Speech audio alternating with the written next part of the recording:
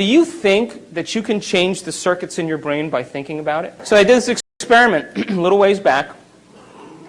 They took these people who never played the piano before, and they separated them into 4 categories, and they said, listen, we're going to scan your brains before you learn these exercises, and then we're going to scan your brain after. And all you have to do is show up for 2 hours a day in practice for 2 weeks, okay, and just follow the instructions. And we're going to hook your brain up to these sophisticated scans, and we're going to see what happens before and after. So they got with these people, and they said, okay, first group, here's the scales and here's the chords. They're one-handed exercises. Practice them over and over again. Keep playing them. So they played every single day, 2 hours a day for 2 weeks. They scanned their brains before, they scanned their brains after. After 2 weeks, guess what happened? A whole new set of circuits lit up in their brain that never lit up before. That makes sense. You learn something new. Learning is making new connections. Repeating it over and over again is sustaining or maintaining those connections, and that's called memory. So they memorized what they were doing by physically practicing or personalizing what they learned. Make sense? Yes. Standard, simple. They took the second group of people and they said, listen, we want you to play 2 hours a day for 2 weeks. We're going to scan your brain before and after, but you know what we're going to do? We're not going to tell you how to play anything. You just come and do whatever you want. Play whatever you want. So at the end of 2 weeks, guess what happened to them? Nothing. You know why? Because they couldn't remember what they had learned the day before. And they couldn't remember what they played the day before, and they had no structure. They got no instruction and no knowledge to be able to apply it to make some steady circuits. Took the third group of people, they said, listen, don't even show up. Don't even create your day. Same thing. Nothing happens. Last group of people, they said, listen, we want you to come 2 hours a day for 2 weeks. We're going to show you these one-handed exercises. But instead of you physically playing the piano, we want you to mentally rehearse over and over again those exercises. And we know you're going to get tired, so we'll nudge you and we'll keep you awake, but you practice for 2 hours a day and you keep repeating those. At the end of 2 weeks, they rescanned their brain, and guess what happened? Same area of the brain lit up as if they were actually playing the scales. Now, you know what that means? They grew new circuits in their brain just by thinking about it. Just by thinking, just by rehearsing. Now, every time we learn something new, we make new circuits in the brain. If you learn anything new, learning is making a new connection in the brain, new neurological connection. Memory is maintaining or sustaining those connections, keeping them alive. And the only way that we maintain and sustain connections in the brain is by repetition. Repetition allows the neurons to develop a long-term relationship. So these people, every single day, made it the most important thing. They gave up their social engagements. They gave up television. They said, I'm going to mentally rehearse the greatest ideal of myself every single day. And as long as I keep doing it every day, what's going to happen to those circuits? They're going to light up and become the more sustainable circuits to act as a platform of who they will become in the future. During this process of rehearsal, while they were sitting down rehearsing who they were going to be, just like the piano players, rehearsing over and over again, they had long moments where they lost track of time and space. In other words, they became so involved with what they were doing that when they opened their eyes or they lifted up their eye masks or when they turned the lights on in the room, it was 2 hours later and it only seemed like 5 minutes. They were so involved with what they were doing that they lost the feedback of the body, they lost the feedback from the environment, and they lost track of time. And the moment that that happens, geniuses, that's the moment we walk through the door to the quantum field. And that is the moment, by the way, according to neuroscience, that we repattern and rewire the brain.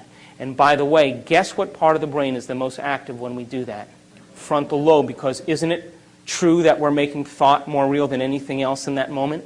And because the frontal lobe is the orchestra leader, it has its connections to the rest of the brain. And what it does is it quiets down the association centers, the thinking centers. It quiets down the motor centers. You don't want to move, you get still.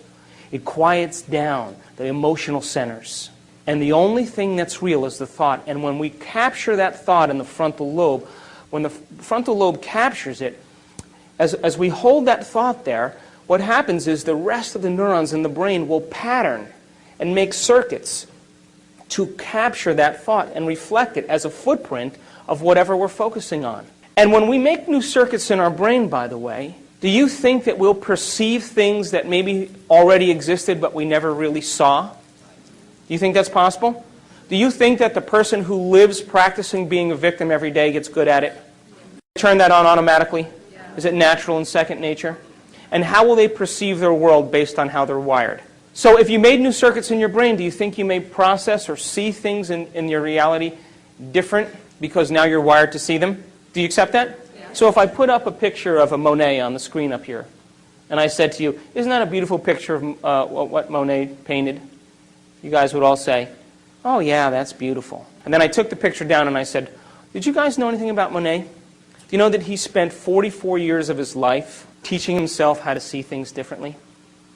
And he thought that every person was too busy to stop and pay attention to light. And he loved light. He loved the light first thing in the morning, and he loved the light at sunset, at the twilight hour. And he said that the golden light of the twilight hour and the brightness and the opalescent light in the morning actually colored reality. And that he said, if I can capture this in my paintings and make things bright enough and capture light, maybe people will stop and look and see what they never pay attention to. And then he said, you know, the wisteria and the bridge are one and the same. I can't paint them separate. They're the same to me. And as he got older, he developed cataracts. And the cataracts were so thick that when he looked at the light, it diffused the patterns. So he began to more and more paint exactly what he was seeing. And the doctors urged him to have an operation, to do something to help him. And you know what he said? I worked too hard to see this way. Now, if I took that painting and I put it back up on the screen, would you see it differently? Would you agree that because you learned new knowledge and new information, you made new circuits to perceive what was already there, but you never paid attention to? Yes. Reality is the same way. Now, there's only two ways that we make connections in the brain. Only two ways. The first way we make connections in the brain is from knowledge that we gain, information, philosophy. Every time you learn something semantically new, every time you learn a new bit of information, you made a new connection. Could you create a new experience that's going to produce a new sensory feedback to the brain that's going to have a new emotion? And that new emotion then will help you to remember that experience better? And so can you picture in the quantum field future experiences that you would like to have that have nothing to do with survival? Yes. Nothing to do with pain?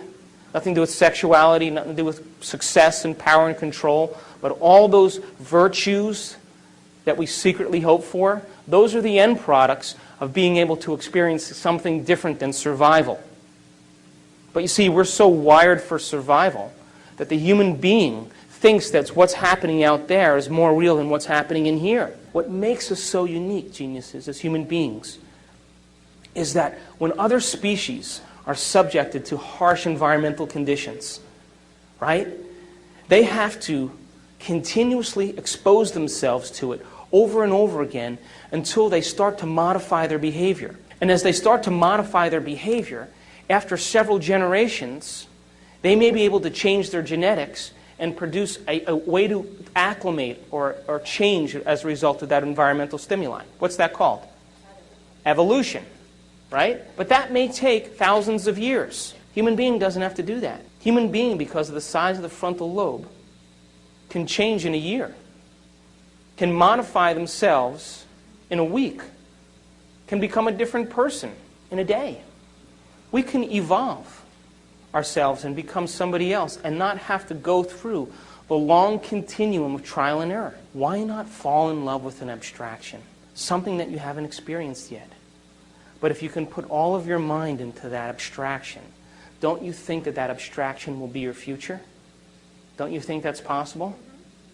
And don't you think you'll wire your brain to be exactly what your future dictates?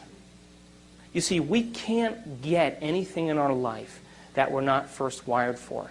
You can't be wealthy unless you're wired for wealth.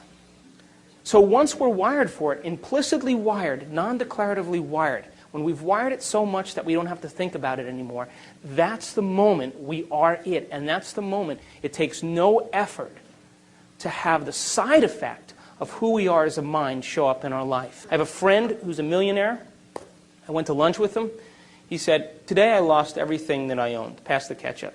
And I looked at him and I pushed the ketchup over there. And he's talking to me and I said, Jerry, aren't you upset? He said, what do you mean? I said, well, you lost everything, you owned. He said, what? He said, I am money. I've made it thousands of times. I've made it 100 times. I'm going to go make it back in 2 weeks.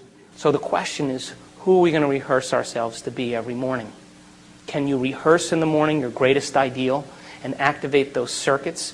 And as you rehearse those ideals for yourself and activate those circuits, won't they be the platform of who you become?